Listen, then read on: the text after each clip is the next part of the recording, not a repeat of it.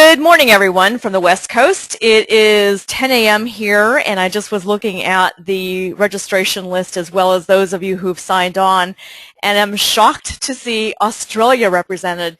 Isn't it 3 a.m. or something there? So, wow, thank you so much for attending, and hope you've got a cup of joe beside you, or whatever you call it in Australia. So welcome everyone to Advanced Lean. I think most of you were on Lean 101 yesterday. What I'd like to do is just start out with a quick sound check, and if you could please raise your hand and let me know you can hear loud and clear, that would be great. Okay, good. Thank you so much. I always like to make sure that I'm being heard. So let's go ahead and get started. I think most of you have been on the webinars before, but if you haven't, just know that if you're using a telephone, you do need to add that audio pin in order to be able to hear properly. And if you're using a mic and speakers, when you ask questions verbally, you would need to have a microphone handy. And then as far as asking questions, today I'd like to try to mix something up a little bit. I'd like to go ahead and take questions throughout the session today. And as you know, I move pretty quickly, so if you have a question about a specific content area, you will need to ask it rather quickly and have it maybe be a very short question. Otherwise, I'll take longer questions at the end like we normally do from 11 to 11:30 Pacific time. If you want to ask it verbally so everyone can hear you, you could just raise your hand and I'll unmute you, and then that way we can actually have a conversation, which I think would be fun. Or you can type your question into the question log on your control panel. We're going to go about an hour with content and then a half hour for the Q&A at the end. If we get a lot of questions throughout, then our content section will probably go to about 11:15, and then we'll have just 15 minutes left for just questions. So I hope you all got the materials. There are both handouts and slides available to download from my website. So hopefully you got those. Now, what I'd like to talk about today is the thing, I call them the forbidden topics in the office and service side of Lean. I'm finding organizations struggling to even grasp the concepts, let alone implement some of these more advanced Lean tools that are used quite commonly in manufacturing. So I'd like to go into the whole issue of balancing work and load leveling. Surprisingly simple tools such as cross-training and co-location are surprisingly difficult to implement. And then we want to talk a little bit about process owners and value stream managers to achieve value stream alignment and how much more challenging that is in the office and service sector than it is in manufacturing. And then finally, how to look at your metrics and translate them into financial terms if, in fact, you're being forced to translate Lean improvements into financial terms. We'll talk about that. So what you find, or what I find when I'm out there working with all different kinds of organizations in different industries, different parts of the world, different size companies, is that if they're fairly far along on the Lean journey, it's been primarily focused on eliminating waste, or MUDA. And many of you are familiar with the fact that there are actually 3 different M's that we seek to eliminate in Lean: MUDA, MURI, and MURA. So MURI is the overburden of either people or equipment, and MURA is unevenness of work. And you see a fair amount of both MURI and MURA in office and service settings, and yet they're very often kind of the forgotten areas of process design and bringing a better quality of life at work for the staff that's doing the work. So we're going to talk today about MURI and MURA. I think most of you are familiar with me, but I'll just mention for those of you who are newer to the webinars that one of the things that I am blessed with in my practice is that I do get to walk in lots and lots of different organizations, and I do see extremely common problems across all industries. And while we tend to think that our industry is very, very different and that our department is very, very different and our culture is very, very different, yes, it's true that everything is a little bit unique, but when you walk in the shoes that I walk in, you actually find out that everyone is surprisingly similar, suffering with the same kinds of cultural challenges and suffering from the same kind of process design and leadership challenges as well. So we're more alike than we may think, and I think that the more you open your mind to that possibility, the more you'll be able to grasp and capitalize and leverage ideas that are coming from industries other than your own. And a quick note about industries of your own. If you're the type of person or organization that likes to benchmark, I think that it is wildly important to benchmark outside of your industry. If you benchmark within your industry, you're really only going to be able to think and innovate up to the point where the leader in the industry is, and you're not going to be able to necessarily leapfrog over them. So just keep thinking about that. Benchmark outside of your industry. It has been so effective for me since 2000 to be working in all industries and not just healthcare, which was my background. Prior to 2000, I just think that it's, as far as development of anyone who leads improvement, it's a necessary step to step outside of your own industry. So as far as who's on the phone today, I thought this was kind of interesting to look at the self-assessed evaluation of each of the participants today when you guys registered. Interestingly, that there were a fair number of people that consider themselves only having a basic understanding of lean. So just to kind of set the stage for today, I'm not going to be defining basic lean terms. I'm not going to be talking about anything that I consider to be basic knowledge, much of which we covered yesterday. So if you're a little lost at some point along the way, then maybe you have someone that's more seasoned in lean that you could ask some questions afterwards. I also don't want to entertain very, very basic questions that's not really appropriate for an advanced class. So let's just try to keep that in mind when we're asking questions. And then as far as value stream mapping proficiency, I thought this was also very interesting. I had an interesting email exchange with a participant from yesterday about value stream mapping, and I got to tell you, I do believe that value stream mapping remains this big conundrum in the lean world, where a lot of folks are entering the lean arena and are leading improvement who have really either no understanding or no proficiency in doing value stream mapping. Value stream mapping is the most fundamental tool of anyone that's leading or interested in an improvement in any organization. It's not always the tool you pull out. It's a strategic tool that's used for certain kinds of process design and certain problems that need to be solved. But if you don't have strong proficiency in value stream mapping, you're going to always be handicapped. So for those of you on the line who maybe aren't as well skilled in value stream mapping, I put that top on my list for development. And you can develop in many ways. There are many books that are out there. There are lots and lots of information on the internet. You can take classes, workshops, any number of things that you can do to get development in value stream mapping. So please, if you're just learning or never have created one, and get that proficiency under your belt as quickly as possible. Then the other question I asked was, what was the most advanced lean tool that any of you have used? And it was interesting to see the variety of tools that have been used by several of you. Value stream mapping was the most commonly mentioned tool. I do think it was interesting that layout and cells have been done, hopefully in the office and service arena. That's a little tricky, and I give kudos to anyone who pulls it off, because it's a wildly effective tool and underutilized, and we're going to talk more about that today.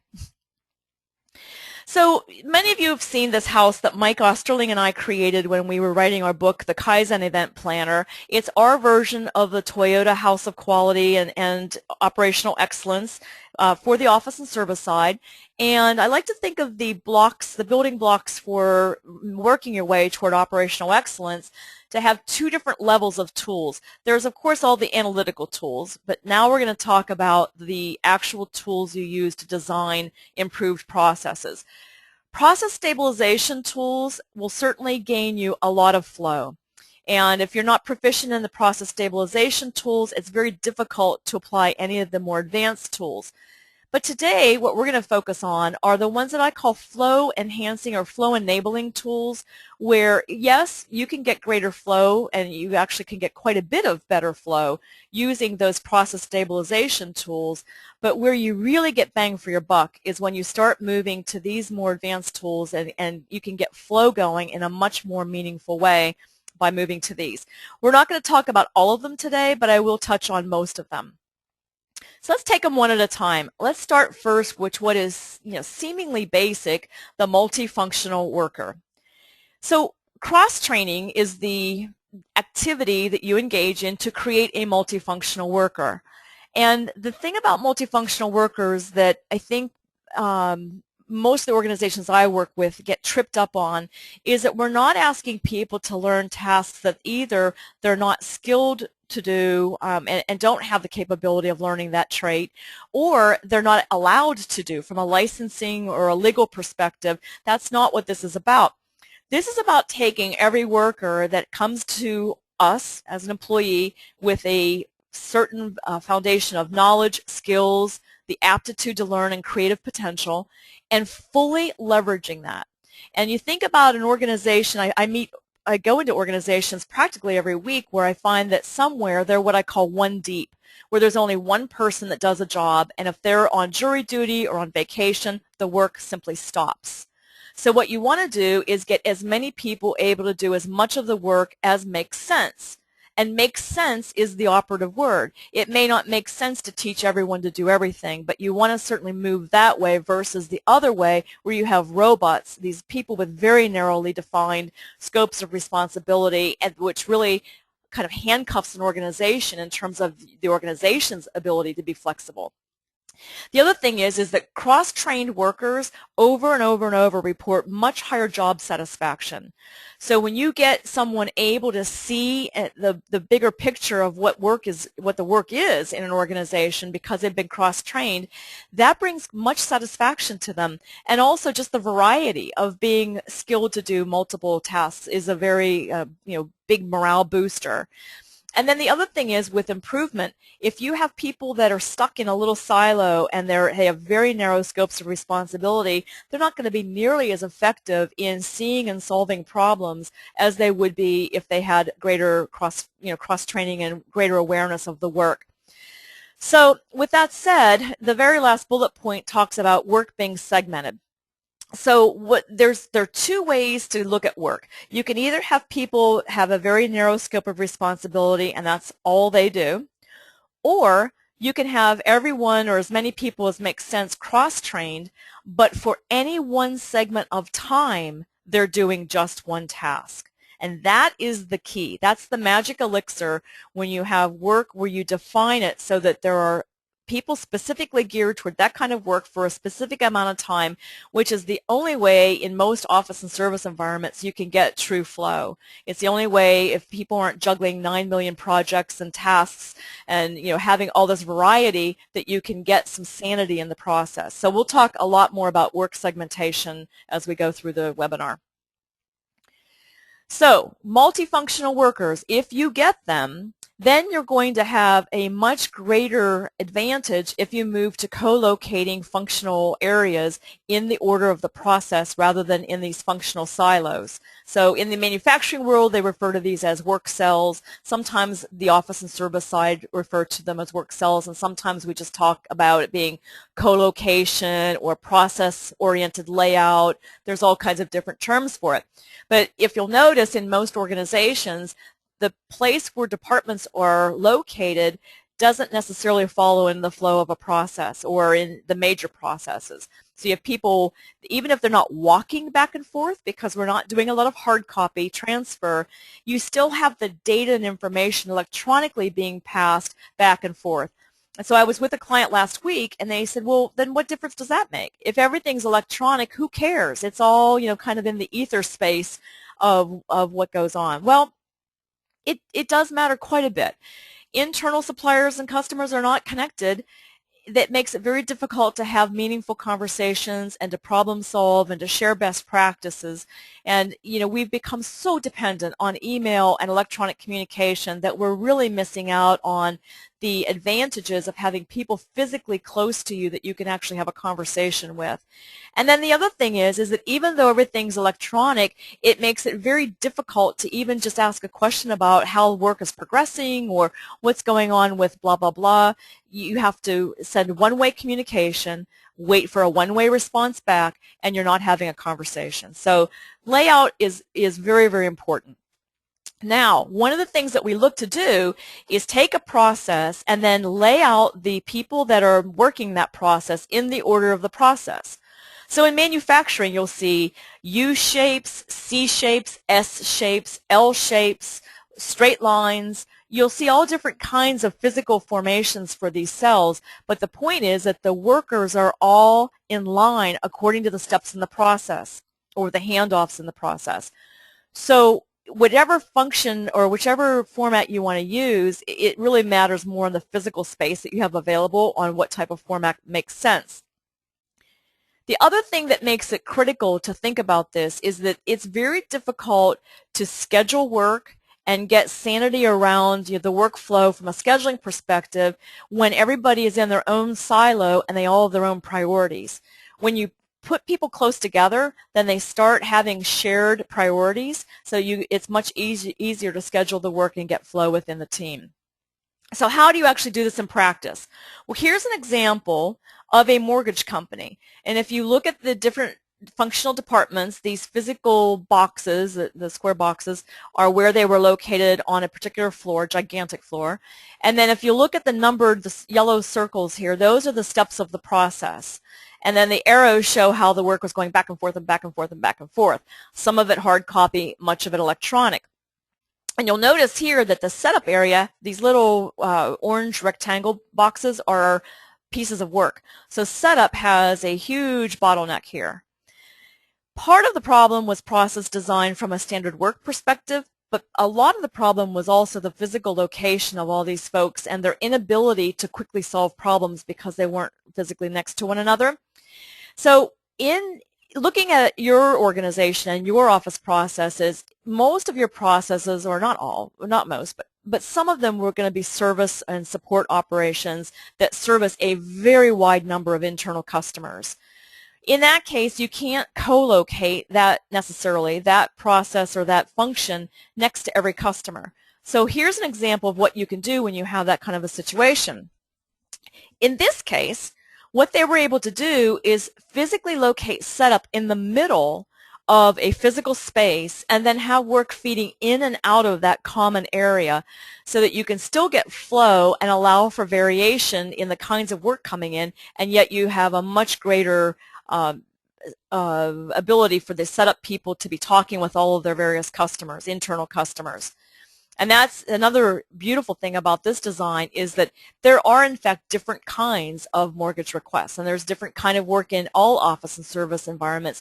So you can create these swim lanes, or you can segment the work according to complexity or any number of things. It could be according to the margins on it or the cost or the customer group, you name it. You can organize the work so that you still have multiple ways work enters in, multiple teams that touch it, but perhaps one common support area in the middle of these two organizations as far as the physical layout.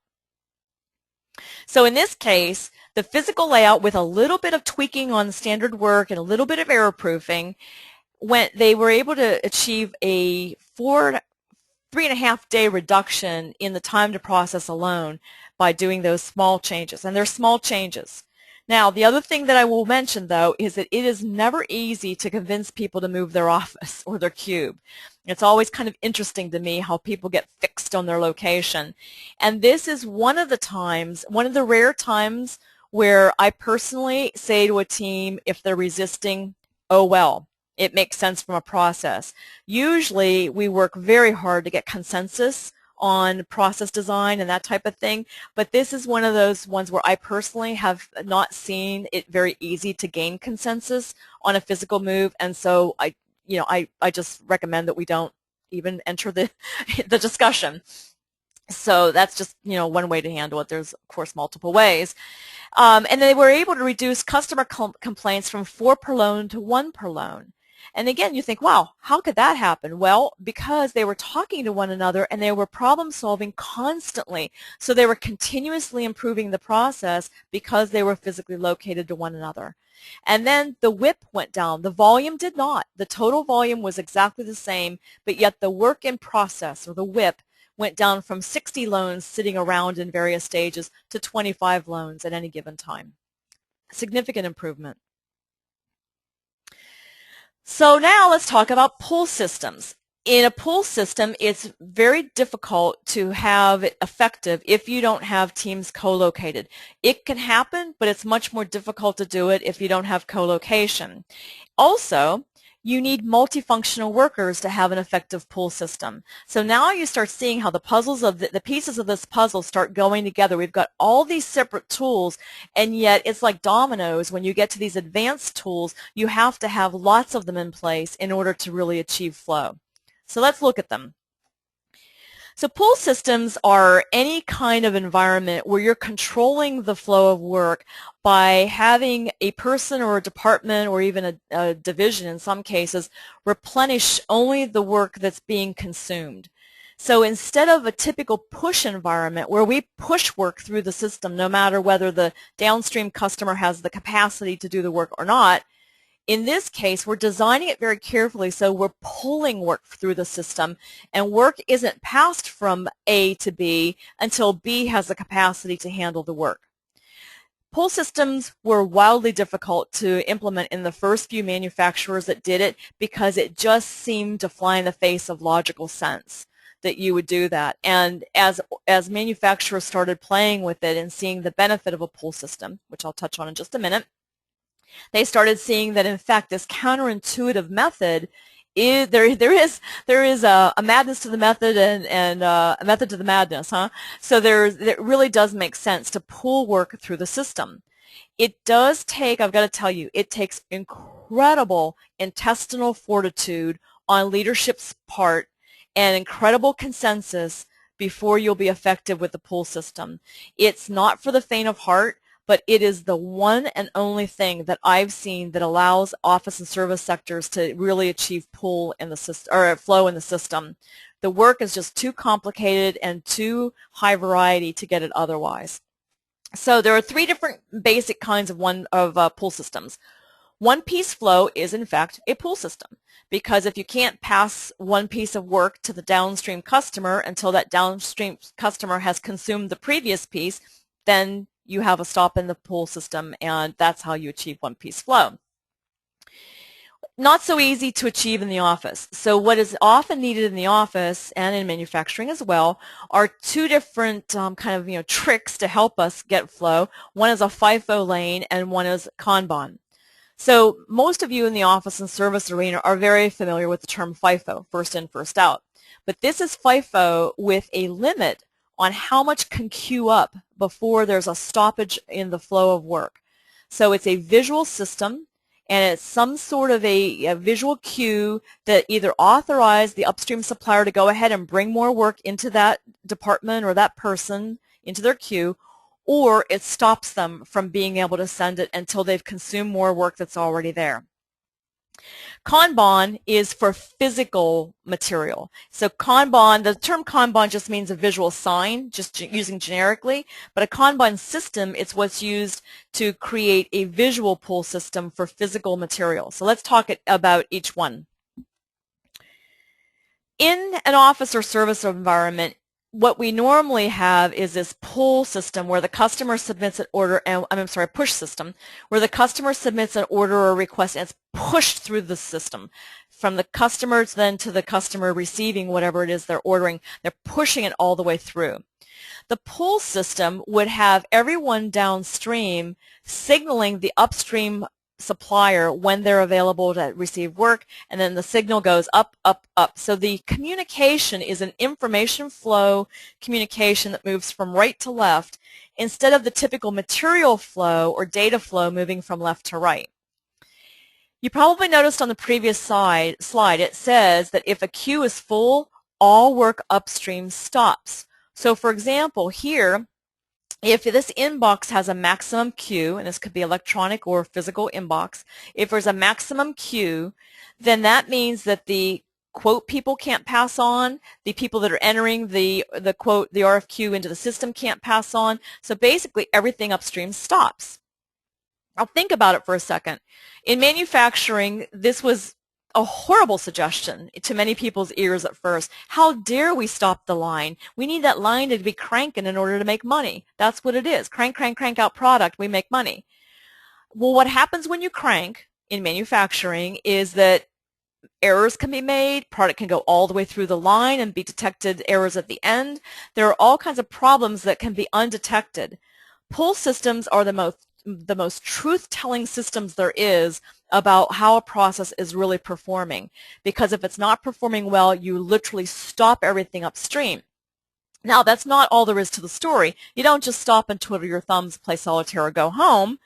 You stop and you somehow signal help from wherever the appropriate place is. You signal help to come and help solve the problem. So if the problem is that someone has gotten backlogged because staff is down, you reallocate staff. If the problem is that a machine is down, you fix the machine. If the problem is that suddenly the system has slowed and the pacing of work isn't right, you repace the work, you fix the system. It's a you can't hide from your problems kind of environment in a pull system. So yes, it takes incredible intestinal fortitude for anyone to suggest that work stops, but that's the only way a pull system works, is to literally stop work so that everyone gets, heightened awareness that there's a problem, you have a sense of urgency, and you get everyone jumping in to help. So now let's talk back to multifunctional workers. If you have suddenly a backlog, a bottleneck developing right here at the quote, and now this entry step has to stop, hopefully the workers upstream and downstream from this complete quote process know how to do the work and are qualified to do the work and can do the work so that they can help them blow through their bottleneck, get the line going again, and then work goes on. That's why multifunctional workers are so important if you want to have a pull system. Let's move on. When that bottleneck occurs, I already mentioned you have to have a signal to someone, you reallocate resources, you have to have those cross-trained workers because of it. But this is the beauty of it, is that it highlights your problems and it makes it so you have to take action. You can't not take action. And what happens in a traditional push system is that there's all kinds of problems, and I talk about individuals and departments suffering in silence, where the work is just piling on and piling on and piling on, and really no one cares. And so when you get back to Toyota, one of their two tenets is respect for people. It's not very respectful to have a process designed where one person or one department is suffering under the burden of work piling on and no one else even knows, or if they do know, they're in their silo, so, oh, we can't really help you, this is our job. So this, kind of turns out all that thinking on its ear when you implement a pull system. Now, it is not easy in the world of data, in electronic data, it's not easy to put a pull system in place. In fact, I am still evaluating some new software that's out there that allows you to put pull systems into electronic queues where you can look for a maximum queue and then there's some sort of a signal. I mean, a lot of IT systems have them built in, that they've been custom grown, but I'm looking for something that might have greater applicability to a wide variety of industries that could help set this electronic queue. But until we get there, let's talk first about physical paper, and then you can translate it now into the computer. So if you had physical hard copy paper, let's say that these are reports that are going down a series of steps, what you do is you determine, based on the time it takes to complete the task, how much work can queue up before it becomes a problem and you can't get flow in the system. So it may be 1 in the case of one-piece flow. It may be 10 in the case of work that's a little uneven and you need to have a little bit of, wiggle in the system to allow for slower or faster periods. It really depends on the process and what the work is, on what the maximum queue is. But in this case, you could have color-coded file folders, and in this case, in the old days, you could have a file folder, a stacked file folder holder on the outside of a cube or an office, and it has the maximum number of folders that can accumulate. And then if I'm physically delivering a file folder to someone downstream and I get there and that whole thing is filled, I can't deliver. I have to go back, but not just go back and signal everyone upstream to stop. And then not just signal everyone to stop, but signal the people that can help reallocate resources to help get through the bottleneck. That's what pull system is about. So now let's take it into the electronic world. There's these electronic queues that just pile up and up and up and up. What needs to happen is there needs to be the same kind of trigger in the system once there's a maximum number of work, whatever the maximum queue is. Once that gets filled, there needs to be a trigger saying, Houston, we got a problem, and then the problem needs to be resolved through reallocation of resources.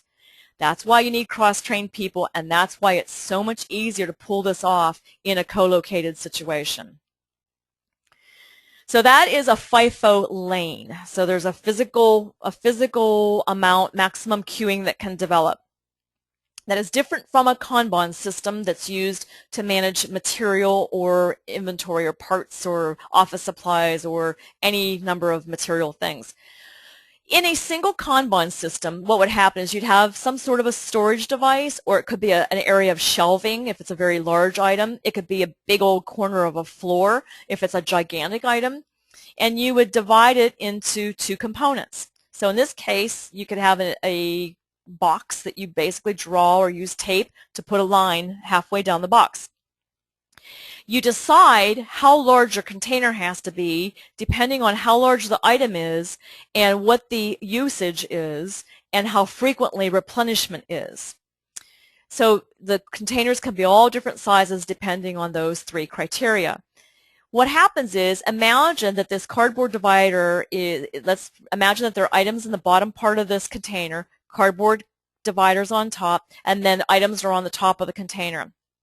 The person using the items would draw from the top. It may be, staples, it could be tape, it could be tubes for drawing blood, it could be any number of things.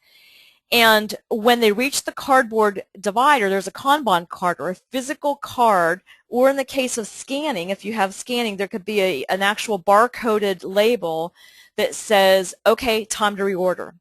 So in manufacturing, they have folks that are called water spiders that go through and they just look in all these different storage areas, and when they have a Kanban card or the scanning item is showing, then they just scan, and then that automatically reorders. So the reorder is based on actual use, not projections, not guesses, and that reorder amount has to shift during peak times of the year and slow times of the year if you have that kind of an environment.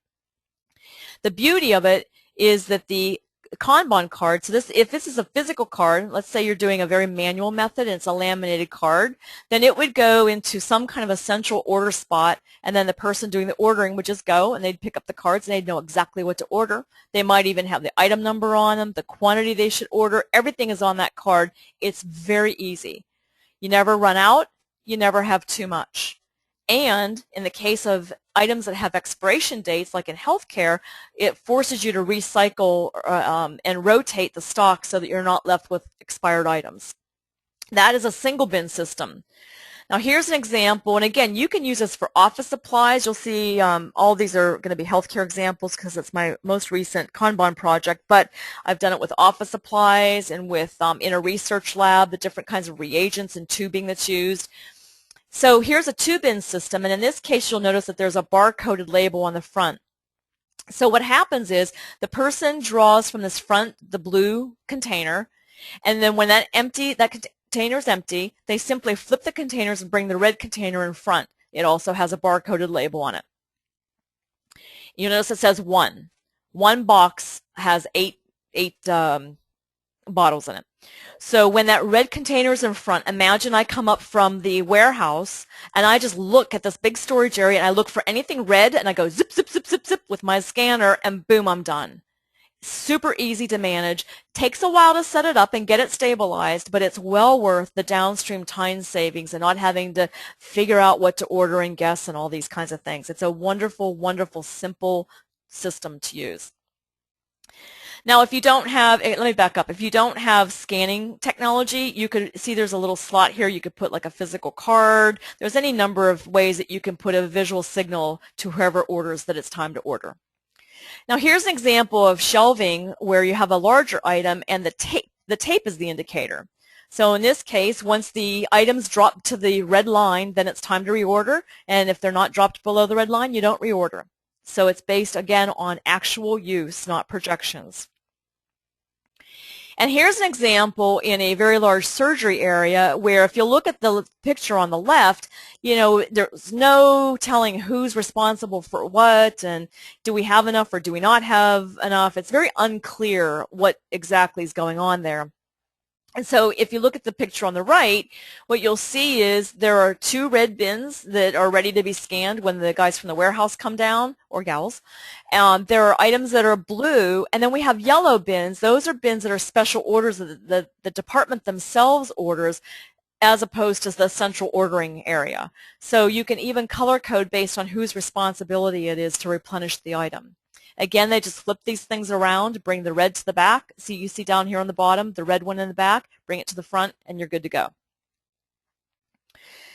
So that's a way to get pull within a system, and it would be either a FIFO lane if it's, you know, work, electronic work, paperwork, that type of thing. It would be a Kanban system if it's material. Now let's move to work balancing and level loading. These are 2 very different items, but we ran out of blocks, so they're related. So we put them on one block, but we're going to take them one at a time.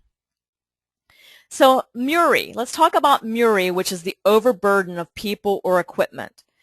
What we want to do in work balancing is get rid of that problem where the one person has, or the one department is having a lot of burden and the work is piling on while other departments are maybe frustrated by them not returning and turning around their work as quickly as they'd like and that type of thing. That's an overburden. It's not fair and it's not respectful of people. It's the process design that's the issue, not the people.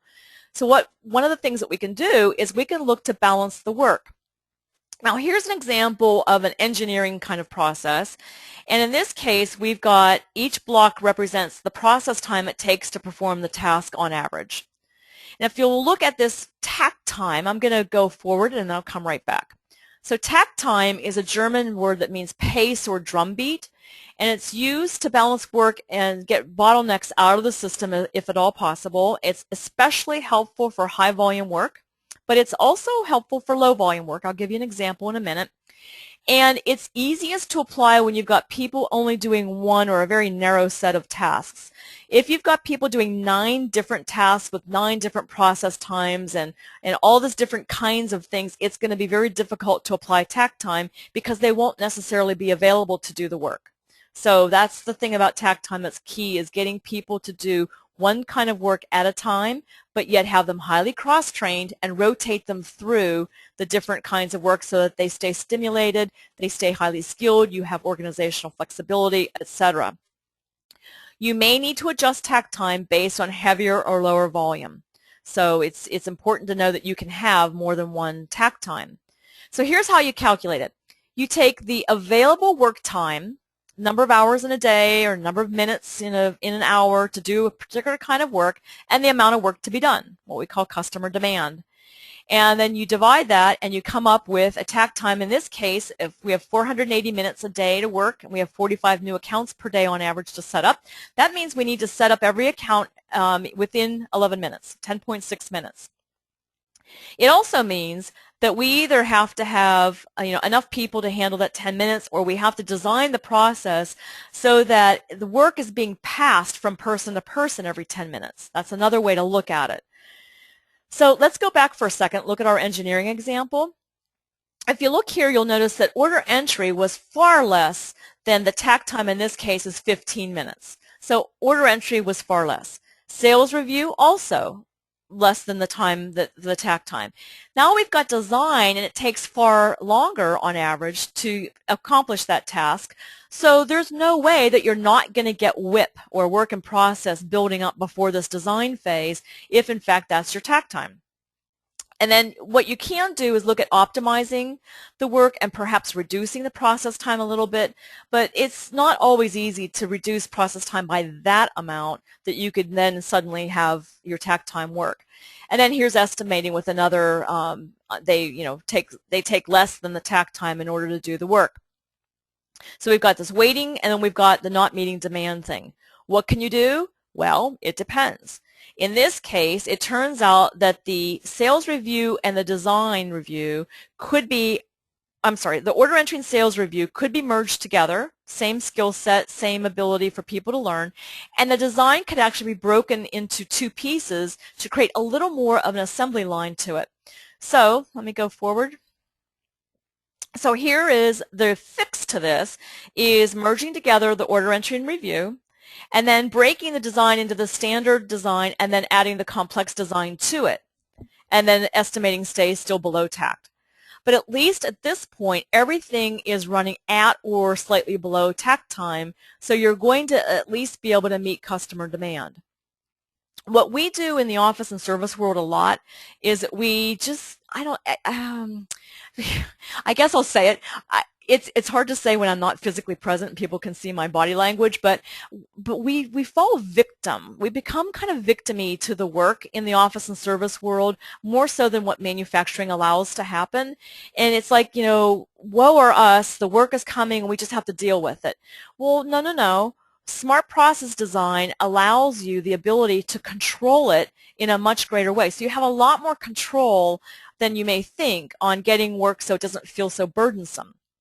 So this is one of those situations where you can easily break it apart. It may not be very easy, and there might be licensing things, you know, licensing obstacles in some cases where you can't have someone do an accountant's job or you can't have someone do a physician's job, but you start by analyzing the process at a high level, calculate the takt time based on customer volume, and start, you know, figuring it out. Every process is different. Now, one thing I wanted to mention about takt time is that it does work best for high volume, but please don't think it's the only thing it works for. I used it quite successfully for a medical device manufacturer on the office side of things. They were getting master sales agreements in a much heavier volume at the end of every quarter, an even heavier volume, heaviest volume was end of the year. Next heaviest volume was the end of every quarter, and next heaviest volume was the end of every month. And that was based on, at that time, the sales department's commission structures. And to some degree, the way the customer wants to spend their budget. But it was much more heavily weighted on the sales department and their incentives to close deals based on commission schedules. So we had 3 different takt times for the different times of the year, and then you can adjust staff accordingly. So let's talk about how you adjust staff accordingly. Well, actually, before I get to that, let me just cover this, a couple more things I forgot to mention. One of the things that you do need, I mentioned in the beginning, is you need people doing one task at a time pretty much in order to get this to work. So like I mentioned, what you can do is you can actually segment the work and rotate people through it. So you don't want to just put people in these excessively narrow scopes and leave them there. You want them to be in excessively narrow scopes for a very limited amount of time and then rotate. Okay, and then the other thing to think about is whether or not you create more of a production line environment or whether you have a one-stop shop where one person does the entire task.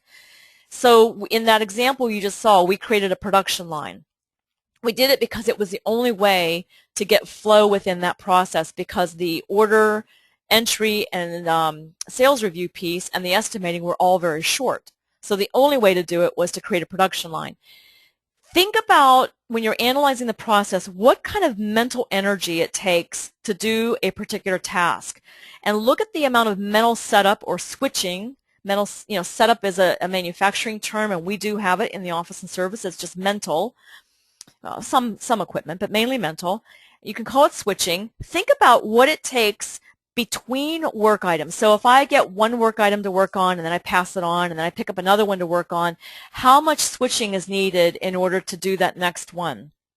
If it takes a lot of switching because everything is customized, then you may want one person to do it all, because you don't want to have redundancy in multiple people in a chain having to do that same mental switching.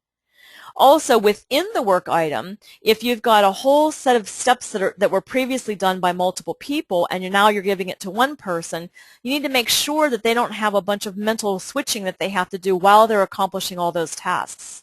So it's not something you just throw a tool at a process problem and say, there we go, fixed. You have to really be thoughtful and only use tools when they're relevant to the process problem you're trying to solve. So the other thing is that this whole idea of, whose job is it?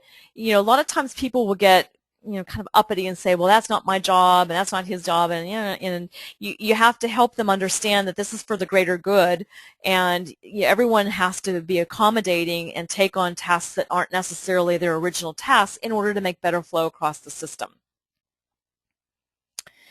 The other thing I was going to mention too is that when you're rotating that staff, you can rotate them every hour if it makes sense. That's a very high volume and very tedious. You could rotate every 4 hours and have people do one kind of work half the day, one kind of work the other half of the day. You can rotate them weekly, where one week they do one kind of work, the next week they do the next kind of work. You can pick it based on the need that they have for the variety and the need the organization has in keeping the skill set up in order to have more flexibility. So that's, just think about that, and also, their mental switch and setup in order to change from one task to the other. Okay, so back to task and the staffing. So the way to figure out how many staff you need, once you have the process time figured out for a task, is you divide it by the takt time, and that will tell you how many people you need given that process time and takt time in order to meet customer demand. So if you have a 20-minute process time and a 10-minute takt time, you're going to need 2 people in order to get that flow through the system. So it's a good little trick to use for staffing assessments and or just validating whether you've got the right staff or not. But again, you have to segment the work to make sure you've got people doing more or less one thing at a time. All right, so now let's talk about mura, or unevenness. So this is, again, another area where I find people get, kind of victim-y about the work, and it's, kind of woe is us, we have no control over this, and we have to just live with it. And no, you don't. You don't have to live with anything. There's the ability to improve pretty much anything that could present. So let's take a look at how we might deal with that. So first, let's take it into a manufacturing environment and look at back in the days of cars starting to move from 1 or 2 kinds of cars to the 20 different models they have now. If you have customers that are asking for 12 A's, 9 B's, and 3 C's in a week, what used to happen was everything would be done in batch. So they would make all the A's and all the B's and then all the C's. Well, what's better if you can also design the process to accommodate this is to get more even and predictable workflow. So you break it up and do 3 different segments of A's, 3 different segments of B's, 3 different segments of C's with a different quantity based on the total output that they're expecting from you. And then even best is if you can get it to where you're producing this high variety constantly. Now, here's the thing: you can't just do this without all kinds of other adjustments. You'd have to get this so that in a manufacturing operation, the equipment could be switched very, very quickly from one item to the next, and the tooling could be changed very quickly, and all of that. So think about it in an office and service setting. You'd have to be able to get the brain power of the person to be able to switch very, very frequently and easily. If they can't, for whatever reason, you wouldn't want to necessarily go to this best model. Maybe you move from traditional to better. But one of the advantages of doing this is that you can just predict so much more easily and staff more easily rather than doing things in batches. And then also, if you have someone asking for A's and for C's and they want them on Monday, and you've got your model set up in this traditional thing, sorry, you have to wait. So moving to this level-loaded environment allows a lot more flexibility to meet customer demand, and it doesn't hang you up as an organization with this kind of batch mentality. So there's 2 different considerations. Is you're trying to level not only the volume of work coming in, but you're also trying to level the variety of work coming in. And so you schedule the different kinds of work to come out through certain intervals, and that allows you to get much more predictability and flow in the system. So before you think about even tackling this load leveling thing, the first thing you have to do is figure out why you've got unevenness. So a lot of times when I'm working with customers, clients, they'll say, well, it's the external customer, and we've got no control. Well, it's true that external customers are often the reason why we have uneven loads, but we have a lot more influence over customer behavior than we may think. So there's a couple different incentives you can use. One is you can just give them information. Sometimes just giving information changes behavior. I bet you any money you've been on an ACD, a telephone system, sometime in the last couple months when you heard something like, if you would like to call back during a non-peak time, the best hours to reach us are from 9 to 10 p.m. or something like that, where it tells you when are the times you're most likely to not have to hold.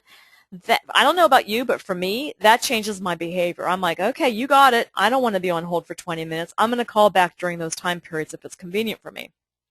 So sometimes just giving them that information helps.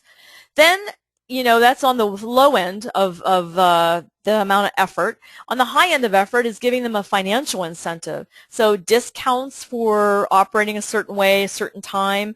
An example of this would be sunset specials at restaurants. They're trying to level their load. They know they need to be open early for early diners, but they don't want to be just slammed at 7 p.m. when it's peak dinner time. They want to be able to level that load throughout, so they offer discounts for people to come in between 5 and 7, for example. You can do the same thing. You have a lot more control over external variation and demand than you may think you have. It's just a matter of getting to know your customer, talking to them, figuring out what motivates them, figuring out what the root cause of it is. If it's a service environment where you only get calls when people are done with work, then maybe you somehow publicize the fact that if they call during their lunch break, that you'll guarantee that they don't have to wait more than 3 minutes or something like that. You can think of all kinds of innovative ways to shape customer behavior. Now, what if it's back to that example I just gave you? What if the sales team themselves is responsible for the uneven load because they're out there and they're sending in orders unevenly? Well, the first thing that most lean organizations do, or very early on, is change the commission schedules so that sales forces aren't incented to bring in orders at this one time, everybody sending them in all at once. There are all kinds of innovative ways to take it so that they're actually rewarded for level loading their orders throughout a whole month or quarter.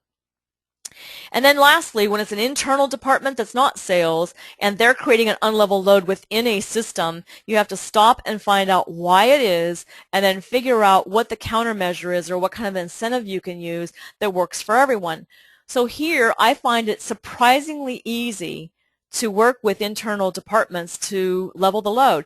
Most of the time, there hasn't been a cross-functional team convened and mapped it out to look at the WIP between every department, the work in process between every department or work group, and so they simply were unaware that the behavior they were exhibiting was causing the problem that it was. So by taking a look at that and heightening that awareness, that's the first step, and then the next step is figuring out how to get the work through the system by balancing it, using takt time if you can, and those kinds of things. So it starts with that awareness and that deep dive on the root cause. I don't think I'm going to go through this right now, but just know that when you're going to get into what level loading is also referred to as production smoothing, you want to be able to connect processes at as much as possible. So back to co-location being a big factor here. It's tougher, not impossible, but tougher to level load if you don't have connection within the various stages of the process. Now this is what's called a Heijunka box, and it's a scheduling tool and also a level loading tool, and this is in a manufacturing environment where they have different manufacturing lines, and each one of these little laminated cards on a ring is work to be done. And so what you do is it's a way to visually manage the work so that anyone at a glance can tell exactly what's going on. Are we on schedule? You see time along the top here. Are we on schedule? Are we ahead of schedule? Are we behind schedule? And you can make adjustments accordingly. In the office environment, because everything's hidden in computers these days, or stashed in drawers if it's still hard copy, no one knows. And so we don't have a visual way to manage the work, which creates all kinds of problems. Making problems visible is one of the most fundamental lean principles, and this is one way to do it. So you say, well, that works all well and fine in manufacturing. How's it work in the office? Well, here's an example of hard copy invoices being scheduled. And you have Evelyn, Sue, and then you've got, I forget who this is, but you've got these different people, and they've got these 2-hour segments. So they've got 2-hour segments with a maximum queue that builds up in each box, and we can quickly see at a glance exactly what's going on with the workload. And that allows a supervisor to quickly adjust, reallocate resources if needed, jump in if needed. I mean, there's just huge benefit in visual management of work. Heijunka is the name of this. And here's an example of an actual continuous improvement department and color coding different kinds of improvement projects that are being worked on. This is in a manufacturing operation, but these are, full-time improvement Six Sigma black belts and lean champions that are looking at all of these inputs into the system, different colors, and then each color means a different kind of project, and they're leveling it according to the date. You'll see February, March, April, etc. So it's a way to level load and again visually manage your projects so that you can keep a handle on whether you're ahead or behind managing the work.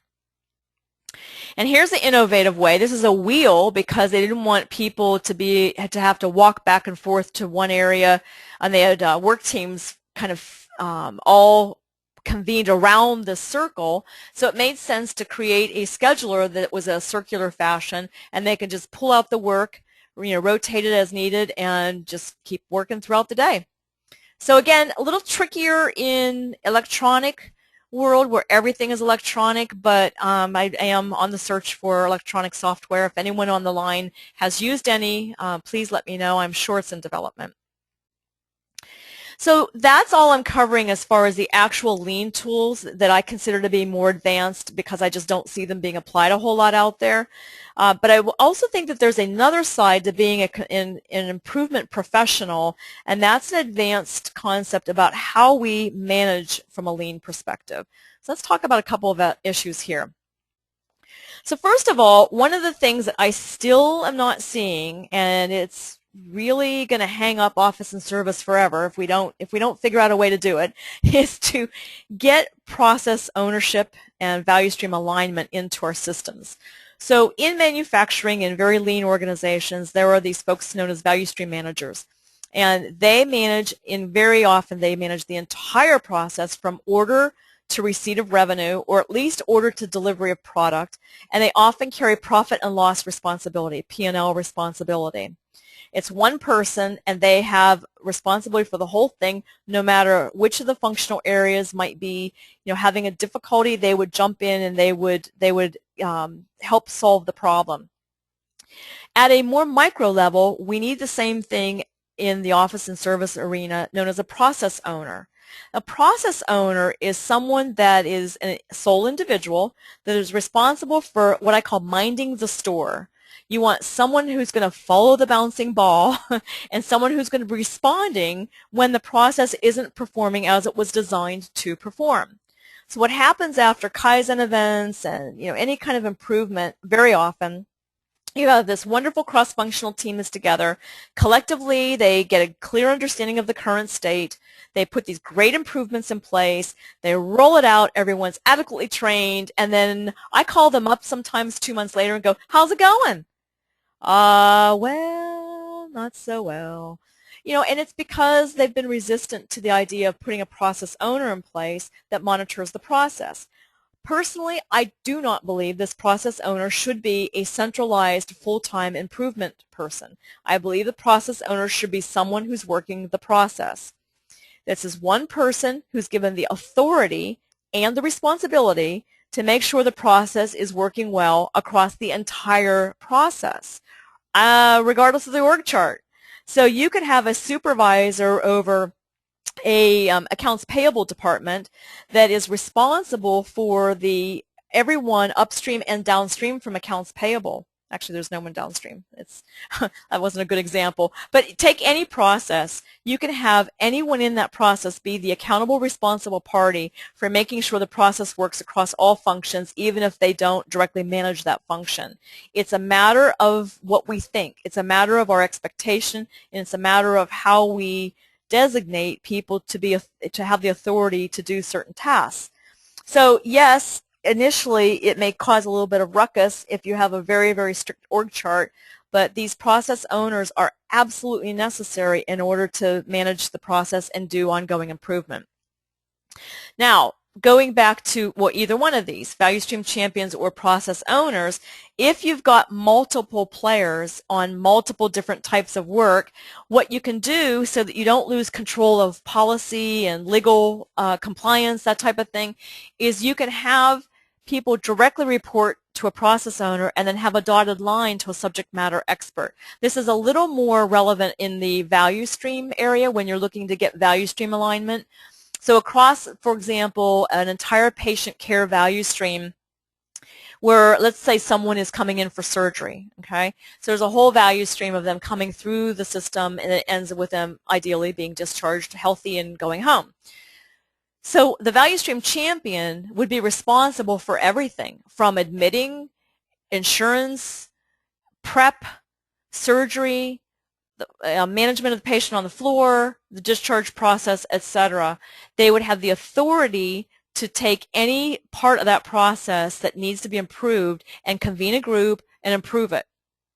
But on the unit, the nurses would have their own nursing person that they're responsible to from a policy perspective.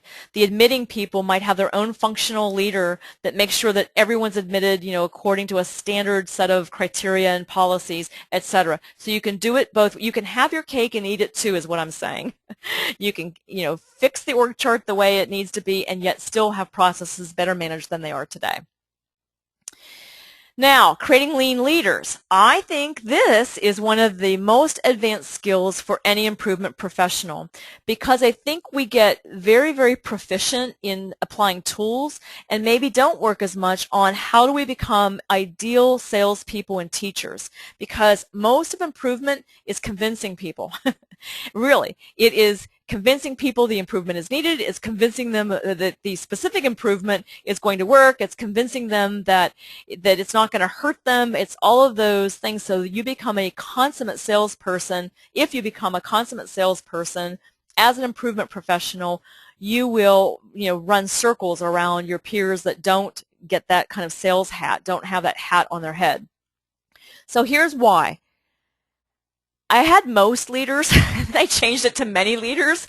But when you get into the vice president and C-suite, CEOs, COOs, CFOs, they're far enough away from the front lines now that they forget what it takes to make improvement. And so we have to constantly remind them of what the process needs to be, how long it's going to take, how many resources are going to be required to pull this off, that a process problem that has existed for 4 years isn't going to be solved in 4 hours. And those kinds of things. So you have to be a very good salesperson in helping leadership understand the process and why the process makes sense. Secondly, in today's environment especially, many of the frontline and middle managers have been really burned by improvement, and they've seen improvement not work, and they're cynical, and rightly so.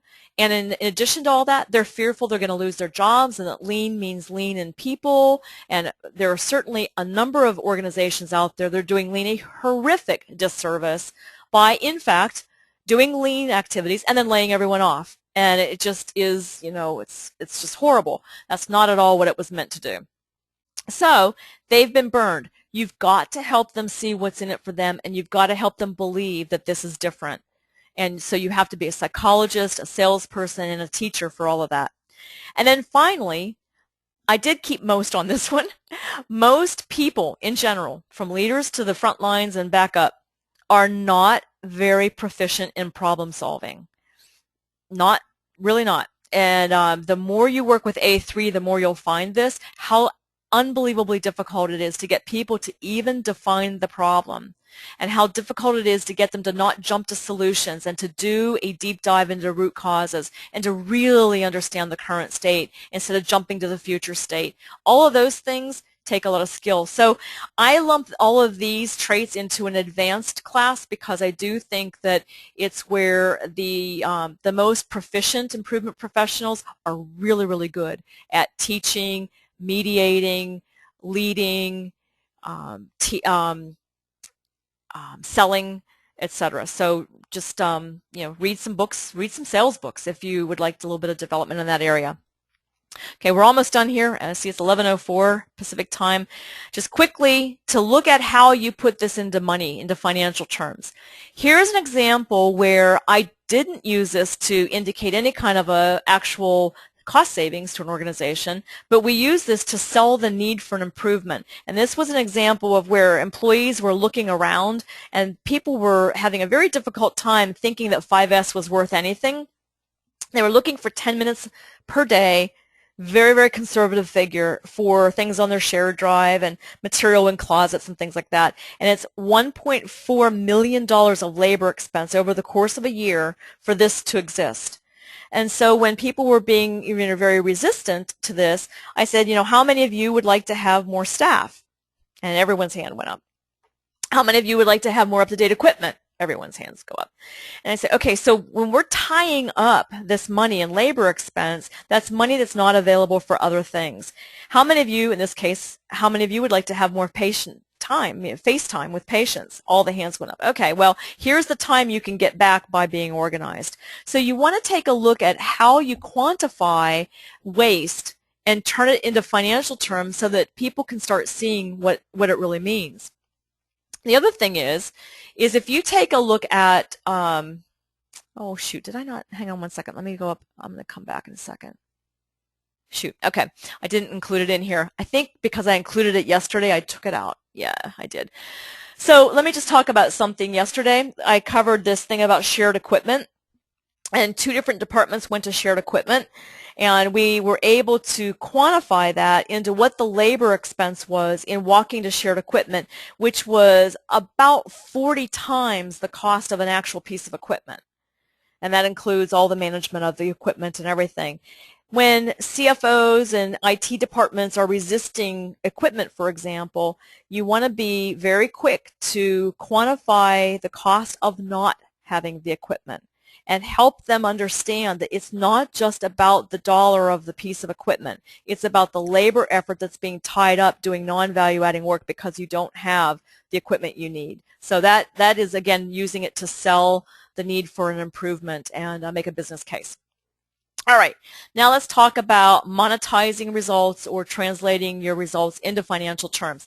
Very difficult to do in the office environment and service environment, but here's some possibilities where you can actually reduce expenses where it really does come off the bottom line. So first, we cannot not talk about payroll in this economy that we're in. In most of my clients, payroll or the labor expense is about 70 to 80% of their overall expenses. Manufacturing, not so much because of high material costs, but in the office and service arena, it is, the big ticket item. And so that's why people quickly go to it when they feel like they need to get better cash flow and they do these huge layoffs.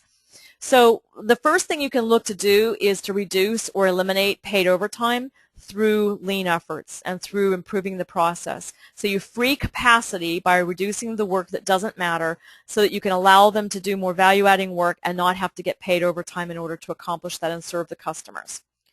The second way to do it is through attrition. If you have a flat or you're losing market share, then allowing your labor force to reduce through attrition when they leave, don't replace them, is a way to have a bottom line impact on labor through lean efforts. Anything else, not acceptable. It's happening, I know it's happening, but it's not acceptable in a lean environment, and it's not done in most really real lean organizations. All right, another thing you can do is insource previously outsourced services and use existing staff, not have to hire additional staff to do it. That has a direct bottom line impact. Supplies, when you move to Kanban, you will have an immediate one-time gain through this reduction in supplies being ordered and not having redundant supplies ordered and all of that. But then, you still, usually, most organizations still consume the same amount of supplies ultimately. So it's a one-time gain. Software licenses. I find organizations have people on software licenses that never, ever, ever use the software. So you might be able to save a tremendous amount of money by looking at aligning who really needs what. Make sure you don't overdo on this one, though, because you do want people to have the tools they need to be successful. Shipping expenses. Using overnight shipping instead of 2-day for certain things. It's done routinely where they don't even think about 2-day and whether it's relevant. And about 90% of the time when I ask, the answer is, oh, yeah, it could go 2 days. And that's a huge amount of savings you can get immediately.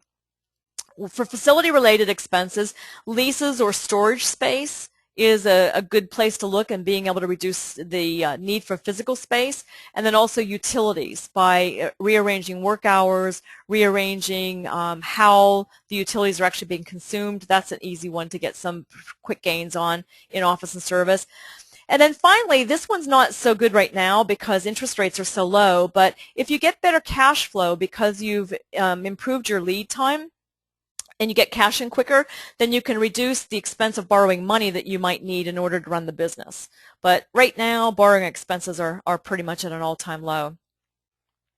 All right, so cost avoidance, that's another category. Those were actual bottom line results. Cost avoidance, freeing capacity so you don't have to hire as many people for additional work coming in.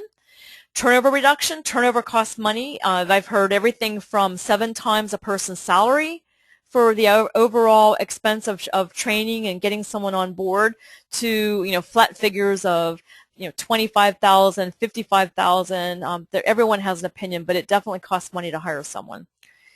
Regulatory fines, so many organizations that are highly regulated are getting hit with fines that are really process design issues, and if they just designed the process from a lean perspective, they'd be able to reduce those fines significantly.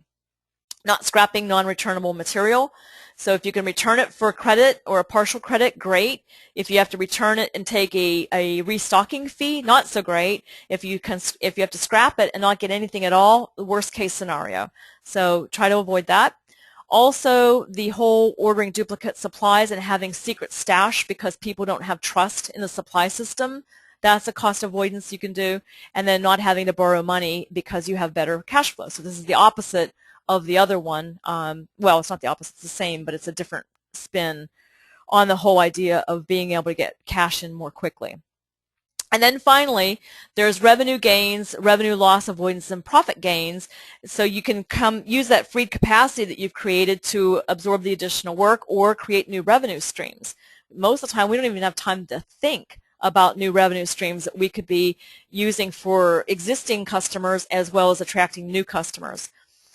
Shorter time to market, product development, lean product development is really rocking and rolling right now. There's a lot of very good and innovative ideas out there that are being quite successful in getting product to market much more quickly than the traditional ways of product development. And also, this is a simple one. Sales teams in most organizations complain vociferously that when they're hired, they're not fully functional for many weeks because they don't have all the tools they need to be fully functional and they haven't been fully trained. So taking a look at getting sales up to speed quickly is a very good revenue gaining approach. Market share gains. Oh, and by the way, how you can quantify that is look at the current state and look at how long it takes them to be fully functional, and then look at the future state and look at how much revenue they typically earn in those early stages. They typically gain more and more revenue as time goes on, but look at the difference in revenue gain and then quantify it that way. Market share gains because you're not losing customers and you're attracting customers because you're giving good service. And then finally, keeping those high-risk clients that may have otherwise left your organization, keeping them there because of lean work. Now, I have one piece of bad news. It's not really bad, and that's the problem in an environment that is predominantly T&M, or time and materials. When your revenue is based in large part on doing work, when you reduce the time it takes to do work, you reduce revenue. So it takes a savvy executive team to understand that this is a good thing and that ultimately you will be able to have tremendous market share gain and the ability to create new revenue streams through that process of reducing the process time it takes to do work. But I've had a number of very tough conversations in the past 3 years in T&M environments about the panic that people get when you see that you're making their workers more efficient, which means they can't bill as much to the customer. So it's an interesting dynamic. All right, so that is it for the Advanced Lean webinar that I have. I would love to hear your questions and maybe even some specific situations that you're struggling with. because this advanced stuff and trying to get pull into a system and level loading and work balancing, it is not for the faint of heart. It takes a lot of mental energy and a lot of maneuvering and often a lot of experimentation, to be frank, to get it right. So don't think you're going to go out there and just be able to throw a cookie cutter in and you'll be good to go. It will probably take a fair amount of effort. So let's go ahead. We have 15 minutes for questions, and love to hear your thoughts. I'll wait for a moment as you're writing your questions up. And in the meantime, the newsletter, my next newsletter is going out next week. I do have a 5S and visual management webinar for early December. So if you want to check that out, I think that would be really good.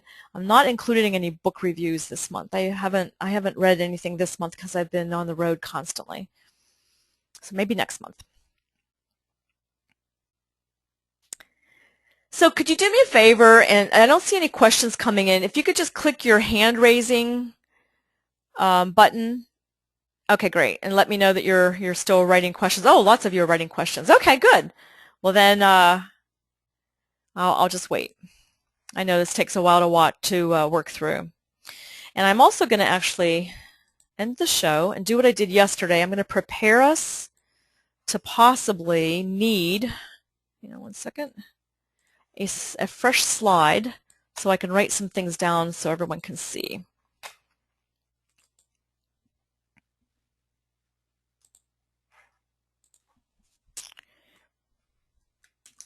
I'll call it extra stuff. That was Freudian. I wrote extra staff. Who has that these days, huh? Okay, what I'm going to do now is I'm going to place the hands down where people said that they were writing questions, and everyone's hands down. If you want to ask a question verbally, if you would please now raise your hand, and then I'll unmute you so you can ask it verbally. Okay, first question has come in. Do you have a recommendation for online learning? Alan, do you mean for lean online learning? I assume that's what you mean. And actually, there's so much good stuff out there now. I think, okay, so you do mean for lean. The first place I would look at are the LEI, the Lean Enterprise Institute webinars. LEI, it's lean.org. Jim Womack's organization that's now headed by John Shook. They have great webinars. As far as long online classes, for like full complement of lean tools, I am not familiar with anyone doing it a complete online, although to be honest, I am considering it. I'm a little reluctant and I'm a little skeptical on how effective online learning really can be, but I have a on-site certificate program I offer on-site at companies that have more than 10 people that they want to train on a full complement of lean skills and tools. But it's 72 hours of classroom time, and it involves a project. So I've been asked a lot over the past 2 years to create that online. I think my skepticism is I don't know how you can truly teach value stream mapping online and not have that be in person.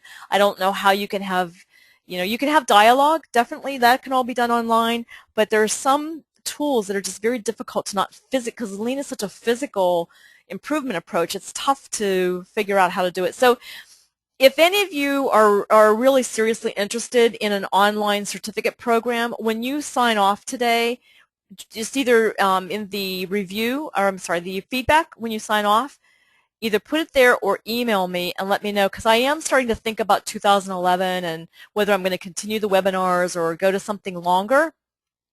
So if you would just let me know, that would be great.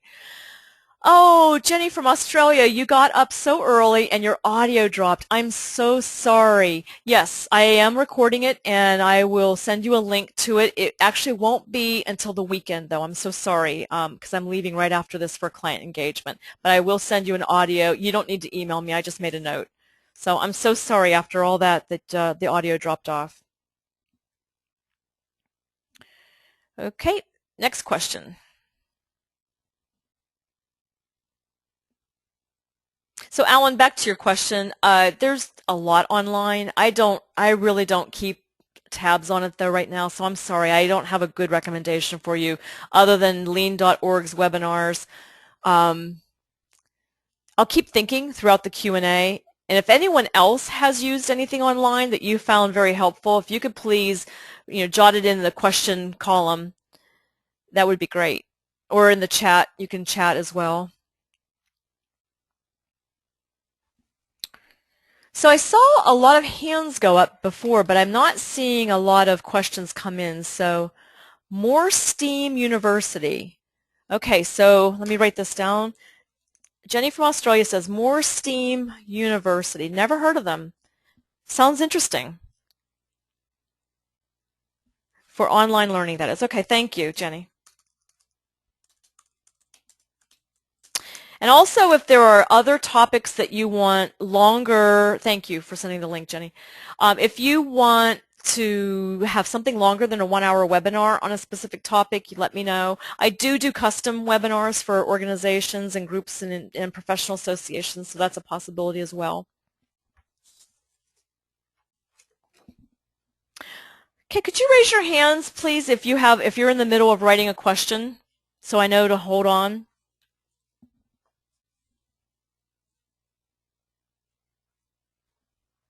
Okay, I'm not seeing any hands go up. So I think that may mean that we're at a breaking point. Is there anyone else that wants to ask a question? Or share their experience? That's another thing, if you want to share your experience with using level loading or work balancing in your environment.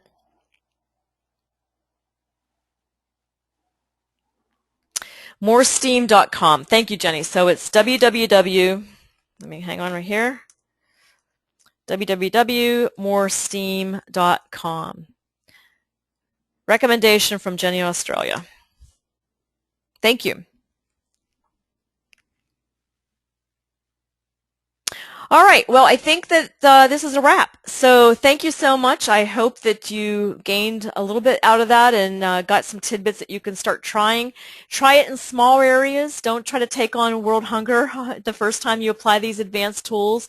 And hope to see you next month for 5S and visual management. Drop me an email at ksm@ksmartin.com. I'll show this again if you have any other ideas, suggestions, or comments.